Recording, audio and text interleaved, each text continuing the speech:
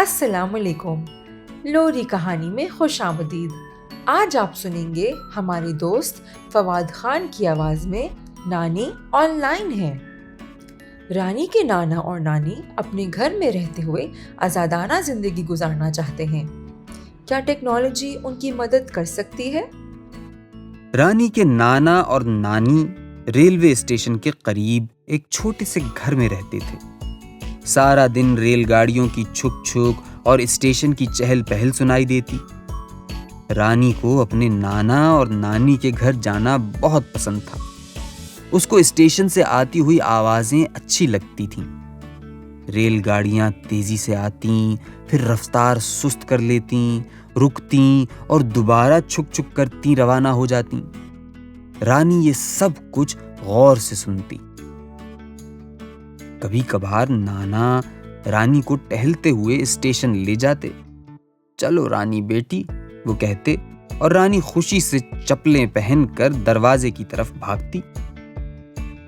وہ اسٹیشن کے باہر بیٹھے ہوئے مکئی والے بابا سے گرم گرم مکئی خریدتے، جو پرانے اخبار سے بنی ہوئی چھوٹی چھوٹی تھیلیوں میں ملتی تھی۔ پھر نانا اور نواسی اسٹیشن کے اندر ایک بینچ پر بیٹھ کر ریل گاڑیوں کو آتے جاتے دیکھتے اور مزے سے مکئی کھاتے۔ رانی کے والدین کو ریل گاڑیوں کا شور برا لگتا تھا۔ وہ کہتے تھے کہ اس سے ان کے سر میں درد ہو جاتا ہے۔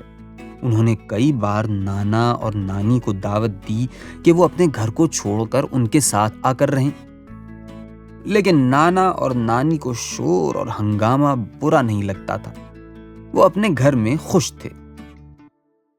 نانی گھر میں وقت گزارنا پسند کرتیں۔ وہ کتابیں پڑھتیں، کھانا پکاتیں اور باغ کی دیکھ بھال میں مصروف رہتیں۔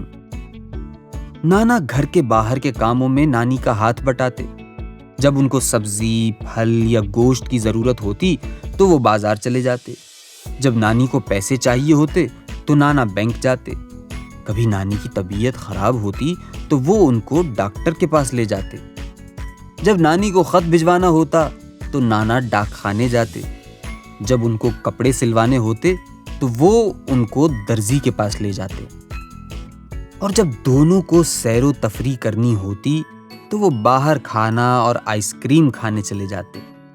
اس طرح دن گزرتے گئے۔ نانا اور نانی خوشی خوشی زندگی گزار رہے تھے۔ ایک دن ایسا واقعہ پیش آیا جس کی وجہ سے نانی اور نانا کی زندگی میں ایک بڑی تبدیلی آ گئی۔ نانا گر گئے اور ان کو چوٹ لگ گئی۔ ڈاکٹر نے کہا کہ ان کو کچھ ہفتوں کے لیے آرام کرنا ہوگا۔ اب نانی جان کے لیے بازار سے کون چیزیں لائے گا؟ رانی نے امی سے پوچھا۔ امی اور ابو کا خیال تھا کہ نانی اور نانا اب اکیلے نہیں رہ سکیں گے، لیکن وہ پھر بھی راضی نہیں ہوئے۔ ہمیں اپنے گھر میں سکون ملتا ہے، مل جل کر اس مسئلے کا حل ڈھونڈ لیں گے، نانی نے سنجیدگی سے کہا۔ رانی اور اس کے والدین بہت پریشان ہو گئے۔ نانی نے کبھی پہلے باہر کے کام خود نہیں سنبھالے تھے۔ پھر رانی کو ایک زبردست خیال آیا۔ اگلے دن رانی اور اس کے والدین نانی اور نانا کے گھر گئے۔ ہم آپ کے لیے تحفہ لائے ہیں، ابو نے نانی کو ایک ڈبہ دیتے ہوئے کہا۔ جب نانی نے ڈبہ کھولا تو اس میں ایک چاندی کے جیسا چمکدار لیپ ٹاپ کمپیوٹر تھا۔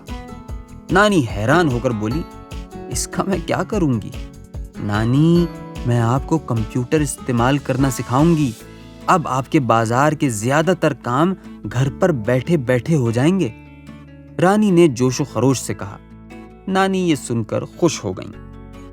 آپ ہمیں کسی بھی وقت اس اسکرین پر دیکھ سکتی ہیں اور ہم آپ کو، امی نے پیار سے کہا۔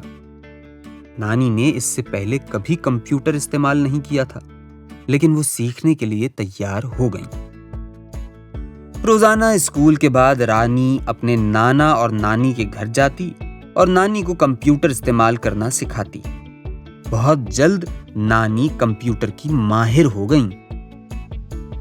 رانی کے ابو نے نانا اور نانی کے گھر پر وائی فائی لگوا دیا۔ اب نانی زیادہ تر خریداری آن لائن کرنے لگیں۔ ویڈیو چیٹنگ کے ذریعے وہ ایک دوسرے کو کمپیوٹر اسکرین پر دیکھتے اور باتیں کرتے۔ کبھی نانا رانی کے اسکول کے کام میں اس کی مدد کرتے اور نانی اس کو کہانیاں پڑھ کر سناتی۔ نانی کھانے پکانے کی ترکیبیں آن لائن شیئر کرنے لگیں۔ نانی نے نانا کو بھی کمپیوٹر استعمال کرنا سکھا دیا۔ اب نانی کے فیس بک پہ 50 دوست ہیں اور نانا کے 20۔ پوسٹ آفس جانے کے بجائے وہ اب اکثر ای میل بھیج دیتے ہیں۔ آج نانی آن لائن ایک مشہور فوڈ بلاگ ہے۔ انٹرنیٹ نے واقعی نانی اور نانا کی زندگی بدل دی۔ اور یہ تھی نانی آن لائن ہے، جس کو فواد خان نے لوری کہانی کے لیے پڑھا۔